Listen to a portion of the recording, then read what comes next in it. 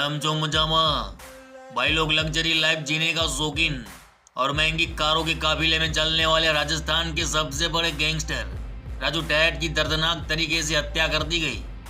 राजू की मर्डर की कहानी 24 जुलाई 2014 को लिखी गई थी, जिसे 8 साल बाद अंजाम दिया गया है। रे मामा आनंद पाल के बाद राजस्थान के सबसे बड़े गैंगस्टर राजू टैट को शनिवार को गोली मार दी गई। उसकी घर के बाहर ही मौत हो गई। घर वाले उसे उठाने की कोशिश कर रहे थे, वह फिर कभी उठ ना पाया। बुलेट्स के खाली खोखे पुलिस को वहां से मिले। रे बाबा, इस हत्याकांड को भले ही शनिवार को अंजाम दिया गया हो, लेकिन इसकी साजिश सालों पहले रच दी गई थी। दरअसल इस हत्याकांड की साजिश राजस्थान के बीकानेर सेंट्रल जेल में 24 जुलाई 2014 को रची गई थी। आज से 8 साल पहले बीकानेर की सेंट्रल जेल में ऐसा कुछ हुआ था जो 50 सालों में राजस्थान की किसी भी जेल में नहीं हुआ, क्योंकि उस दिन बीकानेर जेल में एक साथ 3 कैदियों की लाश मिली थी। भाई लोग यहाँ बता दो कि ये तीनों कोई कुदरती हादसे का शिकार नहीं हुए थे, बल्कि इन तीनों को मौत के घाट उतार दिया गया था। उस दिन बीकानेर जेल में राजस्थान के इतिहास का सबसे बड़ा गैंगवॉर हुआ था। इस गैंगवॉर की साजिश रचने वाला कोई और नहीं बल्कि हाल ही में मरने वाला कुख्यात गैंगस्टर राजू टैट ही था, और सामने थे आनंद पाल और बलबीर बानुड़ा। रे दादा, आज ना अपने खोपड़े के फ्यूज को टाइट करके बैठने का, क्योंकि जो बात मैं बताएंगा ना उसे सुनकर तुम लोग के फ्यूज ढीले हो जाएंगे। आज गुज्जू भाई बताएंगा कि राजू टैट ने बीकानेर जेल में बंद आनंद पाल सिंह और बलबीर बानुड़ा को मारने किसको भेजा था, और जेल में जो गोलियों की बौछार हुई तो वह हथियार जेल में कैसे आए। साथ ही साथ हम बात करेंगे बलबीर बानुड़ा की छोकरी की, जो अपने बाप की मौत का बदला लेते लेते बन गया पंजाबी सिंगर सिद्धू मूसेवाला का कातिल।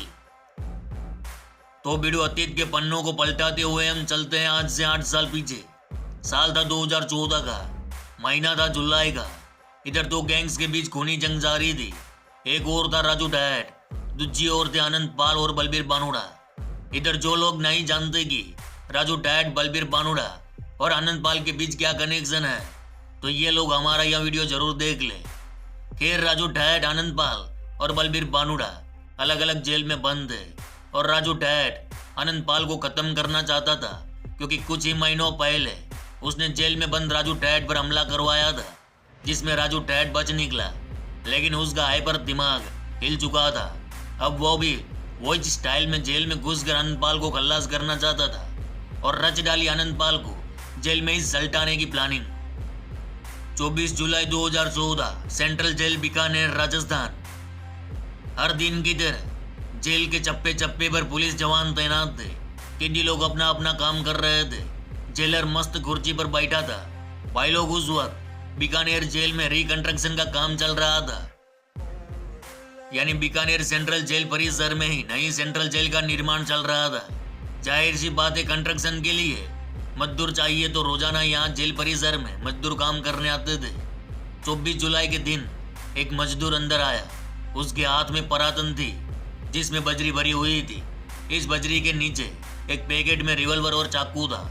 भाई लोग, ये मजदूर कोई और नहीं बल्कि राजू टैट का गुर्गा था, जो मजदूर के भेष में जेल परिसर में घुसा। वही माना जाता है कि किसी करप्ट इंसान से राजू टैट ने सेटिंग किया था। यह हथियार जेल में सिर्फ चंद रुपयों के लिए पहुंचाए गए थे। अब ये कौन हो सकता है, आप समझ गए, बताने की जरूरत ही ना है। भाई लोग, उस वक्त बीकानेर जेल में आनंद पाल और बलबीर बानुड़ा बंद थे, लेकिन इसी जेल में राजू टैट के पंटर जयप्रकाश और रामपाल भी थे। इधर एक रिवॉल्वर और एक चाकू जयप्रकाश और रामपाल तक पहुंच गए। इनका काम था आनंद पाल को मारना, और फिर शुरू हुई भयानक गैंग वॉर। दोनों गुट एक दूसरे पर धड़ाधड़ वार कर रहे थे। जेलर कुछ समझ पाता उससे पहले तो बलबीर बानुड़ा गोली का शिकार हो गया, वहीं पर ढेर हो गया। मारना था आनंद पाल को और मर गया बलबीर बानुड़ा। इधर आनंद पाल और उसके साथियों ने जयप्रकाश और रामपाल को ईंटों से पीट पीट कर मार डाला। भाई लोग, उस वक्त इस ट्रिपल मर्डर केस ने पूरे राजस्थान को हिला दिया था, क्योंकि मर्डर जेल में हुआ था मामा। इधर बानुड़ा का शव सिकर लाया गया। लोगों ने पुलिस पर हमला कर दिया। इस हत्याकांड में उसी वक्त राजू गैंग का नाम सामने आया था, और उसके बाद ही राजू की हत्या की प्लानिंग शुरू हुई। इसके बाद आनंद पाल भी एनकाउंटर में मारा गया। तो आनंद पाल गैंग ने राजू को खत्म करने लॉरेंस बिश्नोई गैंग से सेटिंग किया। यही वजह थी कि राजू टैट भी जानता था कि उस पर कभी भी हमला हो सकता है, तो वहां भी सिक्योरिटी में रहता था। लेकिन एक बात है जो शायद कोई नहीं जानता, रे बाबा बलबीर बानुड़ा का एक छोकरा भी था जो अपने बाप की मौत का बदला लेने हथियार उठा चुका था। नाम था सुभाष बानुड़ा। भाई लोग, जब Punjabi singer Sidhu Moosewala murder case में शामिल 8 शूटरों की पहचान हुई तो उसमें एक नाम था सिगर के सुभाष बानुड़ा का। भाई लोग, सुभाष बानुड़ा बॉक्सिंग में स्टेट चैंपियन है। 10वीं में 70% से पास हुआ, लेकिन उसने जुर्म का रास्ता चुना और महज 15 साल की उम्र में पहला क्राइम किया। जब बलबीर बानुड़ा का मर्डर हुआ तब सुभाष बानुड़ा महज 14 साल का था और 10वीं में पढ़ाई कर रहा था। लेकिन बाप की मौत ने एक होनहार बेटे को बना दिया कातिल।